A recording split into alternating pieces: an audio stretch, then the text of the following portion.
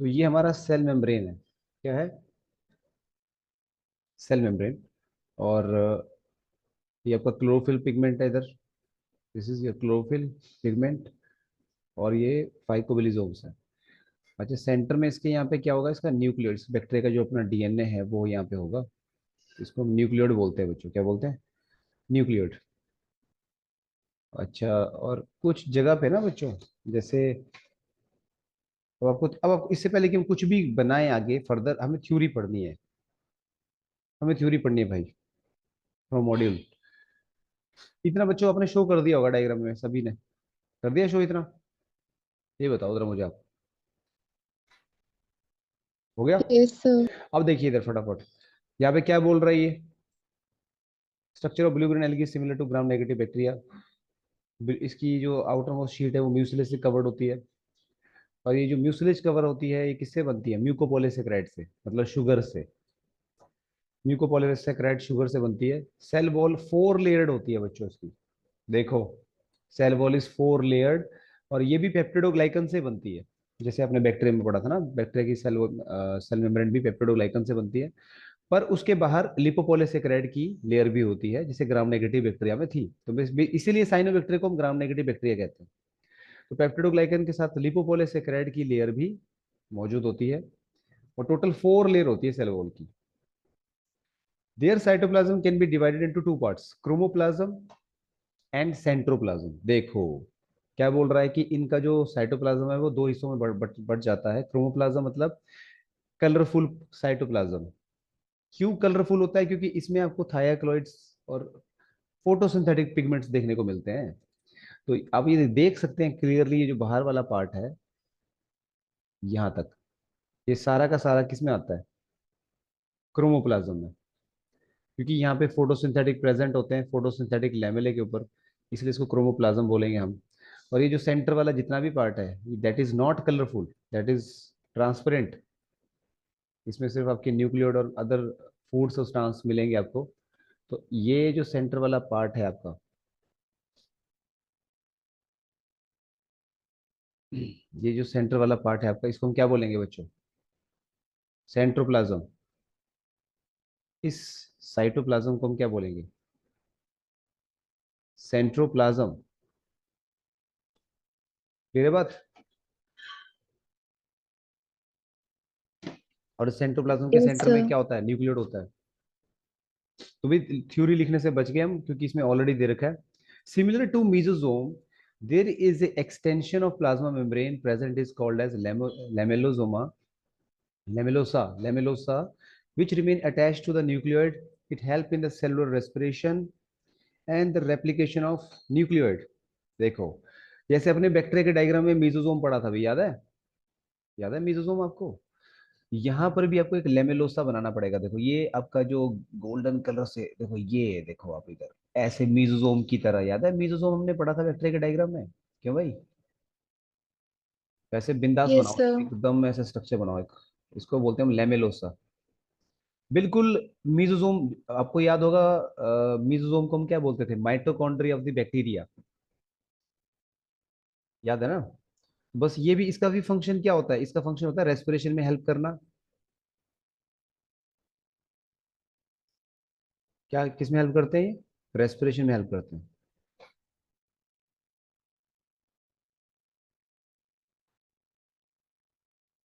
और किस में हेल्प करते हैं? डीएनए की रेप्लिकेशन में। लिखा है आपको ये मॉडल में, लिखने की जरूरत नहीं है आपको। देखो यहाँ लिखा है, which usually remain attach to the nucleoid. It help in cellular respiration and replication of nucleoid. ये देखो, तो मतलब ये आपको न्यूक्लियोइड से अटैच करना है भाई इसको। मतलब ये बड़ा बनाना पड़ेगा आपको। एक मिनट ठहरो, इसको यहाँ तक बनाते हैं हम ऐसे। थोड़ा सा कलाकारी तो करनी पड़ती है।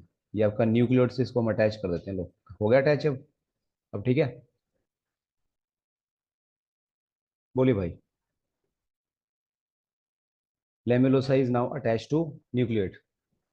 हाँ जी।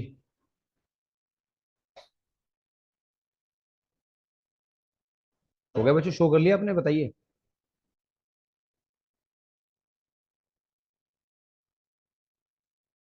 बोलो यार। Okay yes sir. Okay okay, rejoin करो फटाफट, रिजॉइन अगेन। ओके बच्चों, तो हम यहाँ पर थे भाई, बना लिया आपने? ये तो हमने यहाँ तक बना लिया होगा, जल्दी बोलो यार। डन है? अब देखो आगे बढ़ते हैं।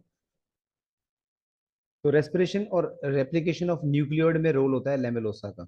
उसके बाद अगर आप देखें तो साइनोबैक्टीरिया के इस डायग्राम में सैब वैक्यूल एब्सेंट होता है, बट गैस वैक्यूल इसमें प्रेजेंट होता है। गैस वैक्यूल इसमें प्रेजेंट होता है। गैस वैक्यूल इसको पानी में फ्लोट करने में हेल्प करता है। तो साइनोबैक्टीरिया के अंदर अगर आप देखें, गैस वैक्यूल भी होता है। और ये जो गैस वैक्यूल है वो इसको फ्लोट करने में हेल्प करता है। किसमें हेल्प करता है जी? फ्लोट करने में। तो ये गैस वैक्यूल पता कहाँ होते हैं बच्चों? क्रोमोप्लाज्म में, मतलब ये क्रोमोप्लाज्म में होते हैं, नॉट इन सेंट्रोप्लाज्म।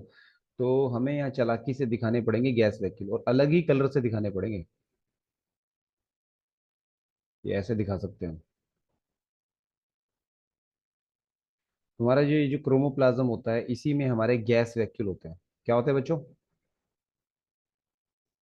Gas vacuole. सुन रहे हो ना बात को आप लोग?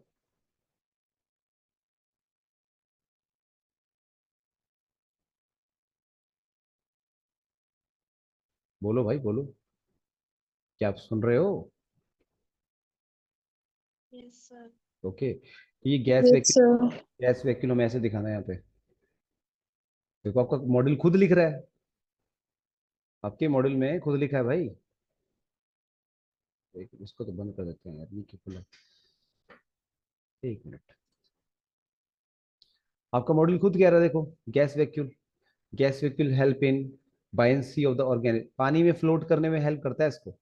ठीक है। तो चलिए अब दूसरी बात इस पे आ जाते हैं कि अब जो दूसरा है आपका, अ,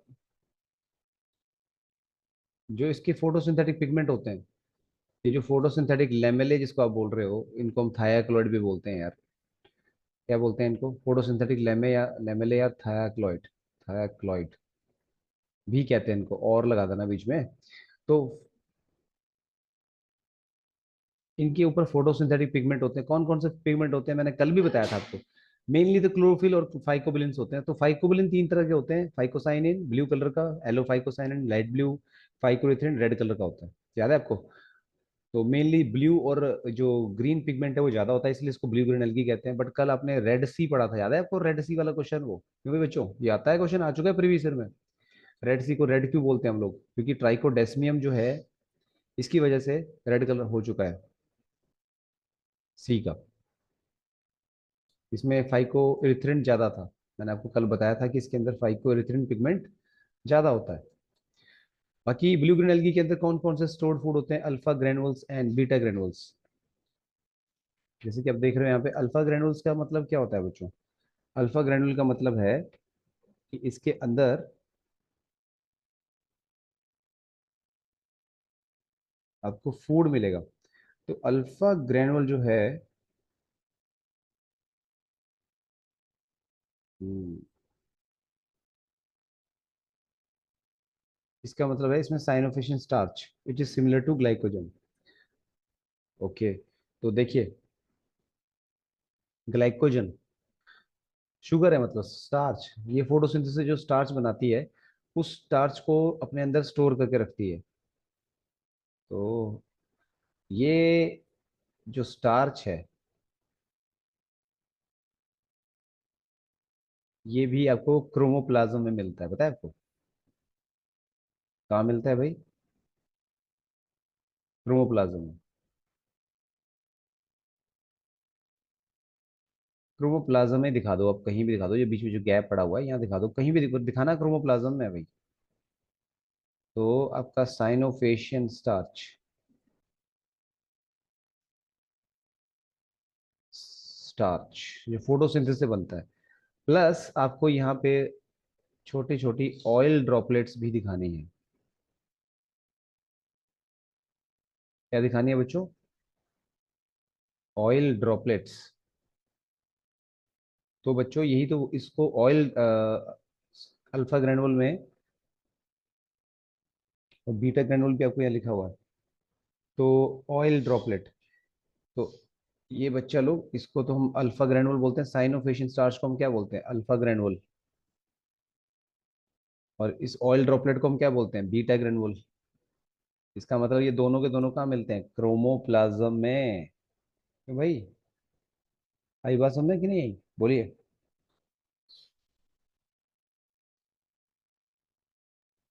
बोलो भाई जल्दी से।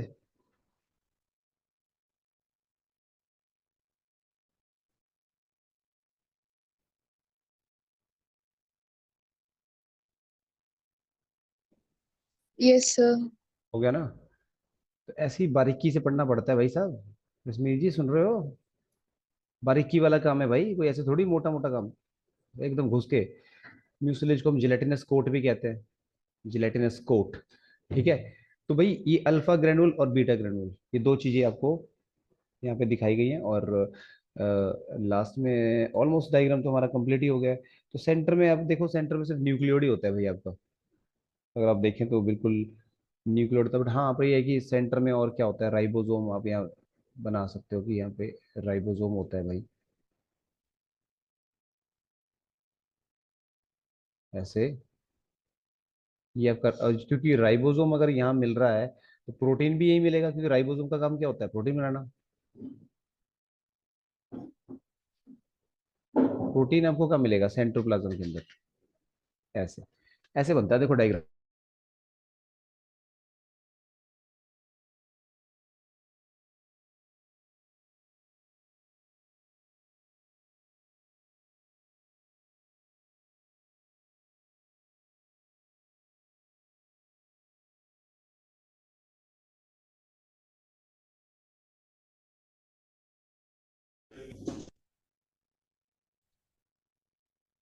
न्यूक्लियड का मतलब होता है सर्कुलर डीएनए।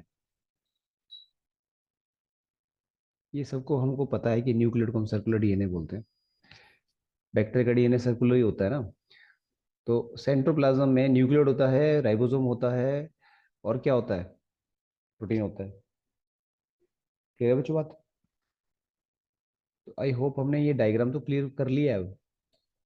ये डायग्राम हमारा किसका था, वेजिटेटिव सेल का था। क्लियर है बच्चों बात, बोलिए। Yes sir. तो फिर कर दें फिर स्विच ऑफ। अब देखो जाते जाते मैं आपको दो क्वेश्चन जरूर देना चाहता हूँ। एक तो देखो, जो हमने आज ये वर्ड पढ़ा ना, हीट्रोसिस्टस एंड होमोसिस्टस, वर्ड दो पढ़े हमने। एक तो अभी हमेशा याद रखना कि जो फिलामेंट हीट्रोसिस्टस होता है वही नाइट्रोजन फिक्सेशन कर सकता है, सारी साइनोबैक्टीरिया नहीं करती हैं क्या नाइट्रोजन फिक्सेशन। तो आप ये देख सकते हैं, ये जो क्वेश्चन आपको यहाँ दिया है हमने, हीट्रोसिस्टस साइनोबैक्टीरिया, तो इसका आंसर क्या आएगा, देखो हीट्रोसिस्टस साइनोबैक्टीरिया का एग्जांपल क्या है। तो इस क्वेश्चन का आंसर क्या दोगे, as you can see here next page में आपको दिया था, देखो नॉस्टॉक एनाबेना ओलोजीरा, दे रखा है ना देखो। तो नॉस्टॉक और एनाबेना दोनों ही है हीट्रोसिस्टस साइनोबैक्टीरिया। तो क्या आंसर आएगा बच्चों इसका, सी, ऑप्शन सी। समझ रहे हो बात को।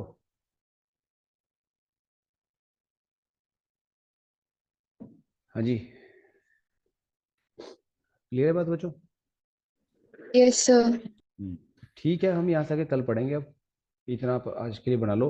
और जो मैंने देखो यहाँ पे आपको दिखाया है, एक एक चीज मुझे, आप एक एक चीज आपको अलग अलग दिख रही होगी, क्यों, कलर का इस्तेमाल किया। अगर आप ब्लैक एंड व्हाइट डायग्राम बनाओगे तो आपके पल्ले नहीं पड़ेगा। कलरफुल चीज से ही, कलरफुल तरीके से इसको समझा जा सकता है, क्योंकि एक एक चीज आपको अलग दिख रही है यहाँ पे। ठीक है, इसको याद करो आप लोग। ये वेजिटेटिव सेल का डायग्राम था, ये पढ़ना मैंडेटरी होता है, बोथ बोर्ड एंड नीट दोनों में पढ़ना ये मैंडेटरी होता है। ठीक है ना। तो चलिए फिर मिलते हैं कल। Goodbye. एक एक चीज देख लो, कुछ छूटा तो नहीं है। ठीक है फिर, okay, goodbye. Thank you sir.